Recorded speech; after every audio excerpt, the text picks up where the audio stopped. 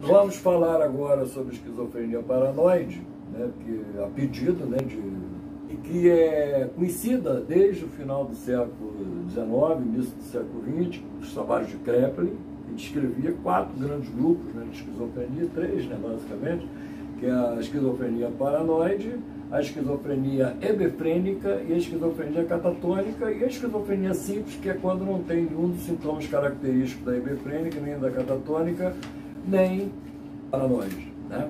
Esquizofrenia simples, então, seria basicamente lesões no afeto e na motivação, né? O sujeito não consegue mais ter vontade de trabalhar, vontade de viver da maneira como a sociedade vive, né? Ele rompe com a sociedade, ele não consegue ficar, né, vivendo de uma maneira normal, né, digamos assim, tá? A esquizofrenia hebefrênica, ela ocorre em geral o surto inicial é na adolescência, e ela é muito assim, violenta, né? Um processo destrutivo muito grande, né? E caminha frequentemente para o que Kraepelin chamava lá de demência precoce, né? A esquizofrenia ou demência precoce. Quando fala em demência precoce, se fala basicamente na esquizofrenia hebefrênica. Embora a esquizofrenia catatônica, embora o primeiro surto normalmente seja por volta de uns 35 anos, quer dizer, já na meia-idade, né? Não é um surto normalmente na adolescência, mas tudo isso pode criar. Você pode ter uma esquizofrenia paranoide que começa com 20 e poucos anos, começa na adolescência, pode ter uma esquizofrenia hebefrênica que começa mais tarde, pode ser também.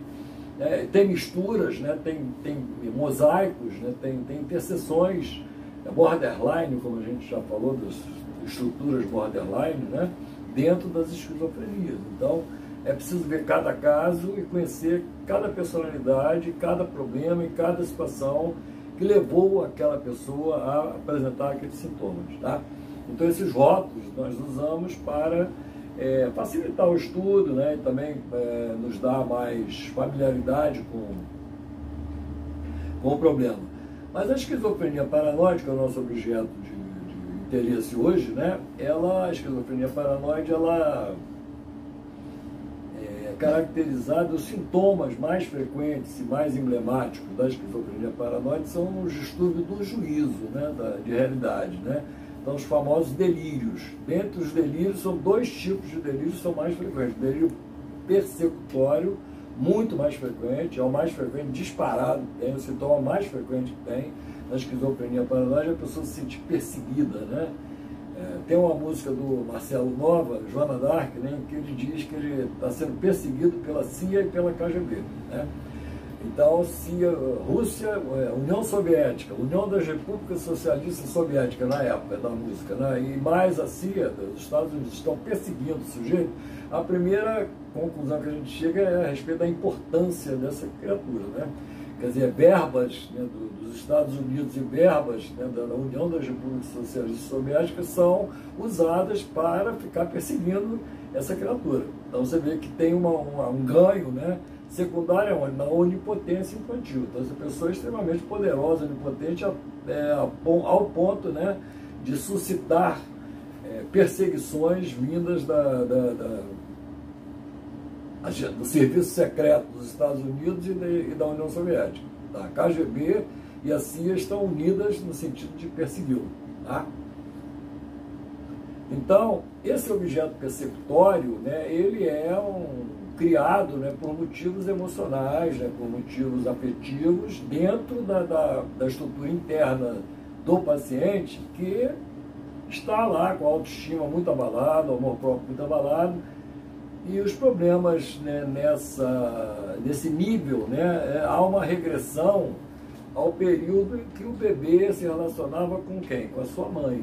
Tá? Então é uma coisa que remete para a relação toda a esquizofrenia, seja hebefrênica, paranoide, catatônica, simples, qualquer tipo de esquizoafetiva, implica numa regressão muito grande à fase oral do desenvolvimento, a fase oral canibalesca. A paranoide é mais evoluída do que a hebefrênica, A gente pode dizer que a paranoide está bem na oral canibalesca, mais adiante, a anal expulsiva, enquanto que a esquizofrenia catatônica é mais ligada com a depressão, uma coisa mais evoluída, né?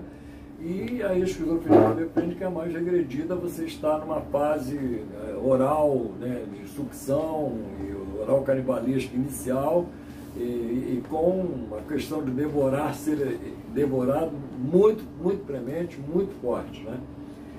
Enfim, todas as esquizofrenias exigem um tratamento de remédio, com remédios, psicofármacos, né? E, afortunadamente, hoje em dia nós temos dois grandes passos adiante em termos de tratamento da esquizofrenia, que foi o advento da risperidona, que é um aldol bem melhorado, digamos assim, né?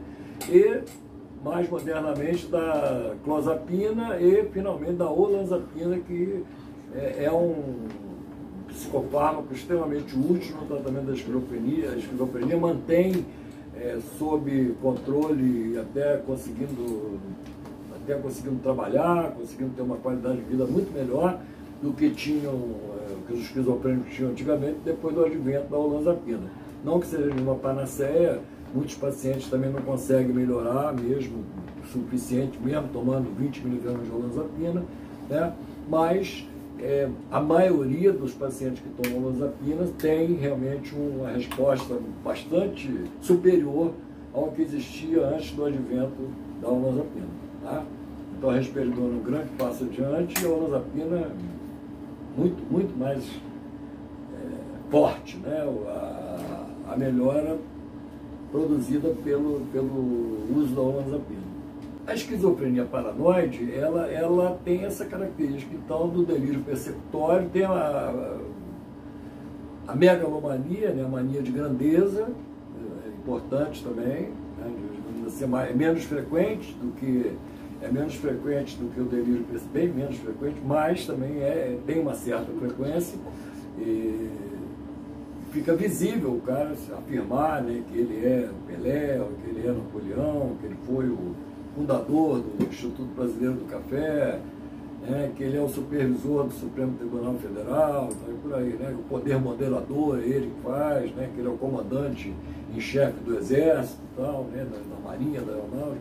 Então essa mania de poder, né, a análise freudiana mostra claramente que a verdadeira problemática é uma autoestima muito baixa, né, um amor próprio lá embaixo, uma falta de confiança, uma sensação, né, de impossibilidade de relacionamento na sociedade, devido ao quê? Devido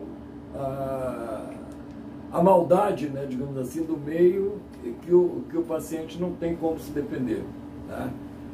E parece, então, que a coisa mais atrasada que tem é a esquizofrenia, mas não é. A coisa mais atrasada que tem é a perversão. Freud coloca isso claramente, a posição perversa primária. O recém-nato é um perverso polimorfo. O recém-nato não é um psicótico polimorfo. O recém-nato é um perverso polimorfo, né? E a historinha, né, digamos assim, desenvolvida por Freud, Abraham, Ferenc, Melanie Klein, né, Winnicott, né, mostra claramente que essa perversão polimorfa primária, ela precisa ser contida, e o primeiro baluarte de contenção é a defesa psicótica. Então o psicótico, ele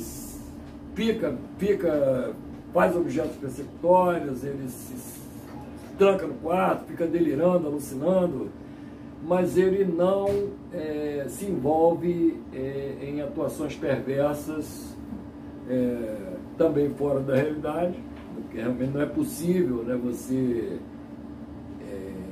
se estabelecer com o dinheiro dos outros, né, por exemplo, se é um estelionatário, ou não é possível você viver sossegado matando uma pessoa por dia, se é um assassino em série, né? Por exemplo, essa criatura está completamente fora da realidade também, né? E correndo risco, né? Na verdade, se expondo, né? E o esquizofrênico não faz isso, ele fica ali, assume a sua castração, né, digamos assim, ele é o castrado, né, digamos assim. Fica ele lá trancado dentro do quarto, alucinando, delirando, né? passivo, sem fazer nada, não trabalha, não se cuida, depende, né, de alguém cuidar dele, porque senão ele morre, se deixar, ele morre. Deixar, ele morre. Há histórias de catatônica, até de rato, né, entrar na barriga do paciente, porque realmente ele não se defende em relação a nada, perde, né, a autopreservação e o cuidado consigo mesmo, né?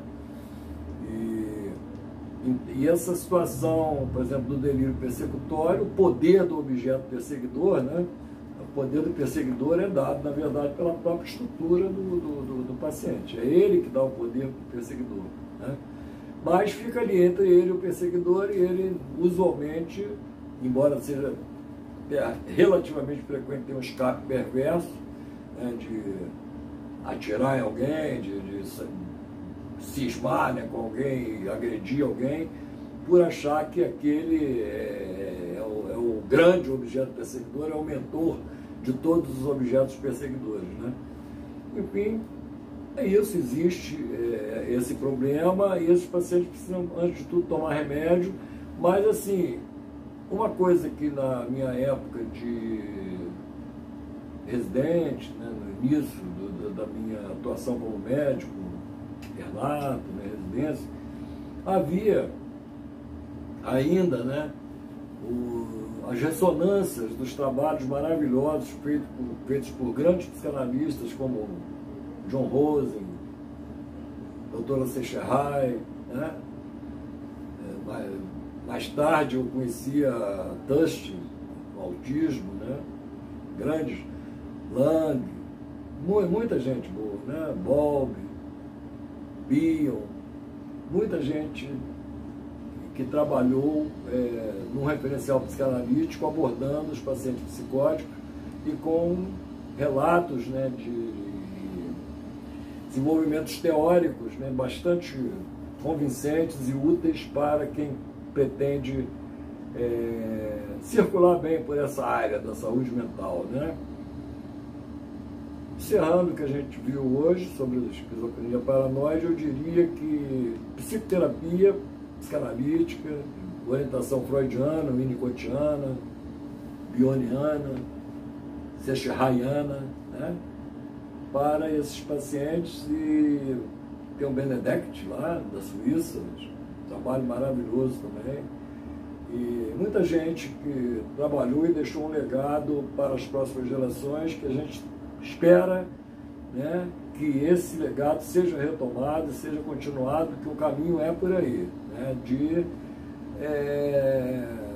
dar condições de retomada do desenvolvimento da libido, do desenvolvimento mental, dos pacientes psicóticos que estão na primeira estação, primeira parada, de onde se pode continuar.